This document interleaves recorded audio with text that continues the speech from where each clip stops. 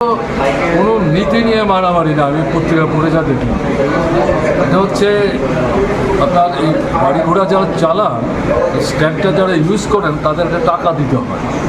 বড় গাড়ি, মাঝারি গাড়ি, ছোট গাড়ি, এই টাকাটা ওখানকার এই স্ট্যান্ডটা যারা দেখভাল করেন তাদের তহবিলে থাকে এবং এই টাকাটা দিয়ে এই স্ট্যান্ডের সামগ্রিক উন্নয়নমূলক কাজ তারা করবার চেষ্টা করেন।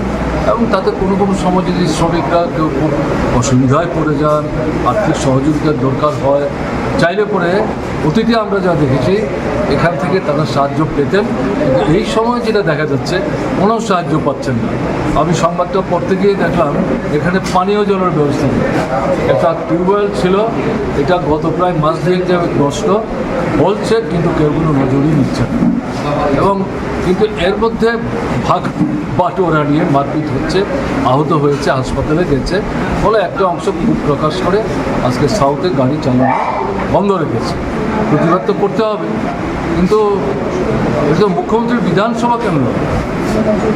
এবং অদ্ভুত ঘটনা, একজন যে মার খেয়েছে সে বলছে তিনি কী করে মুখ্যমন্ত্রী হয়েছে, আমার স্ত্রী 5টা ভোট দিয়েছে।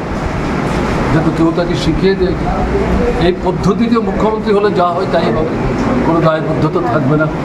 এবং মাথায় ঢুকে গেছে যে কোনোভাবে হোক আমি জিতবো, তারপরে মুখ্যমন্ত্রী হবো, যে কারণে যে কোনো কথাবার্তা যখন তখন বলতেও পারছে না।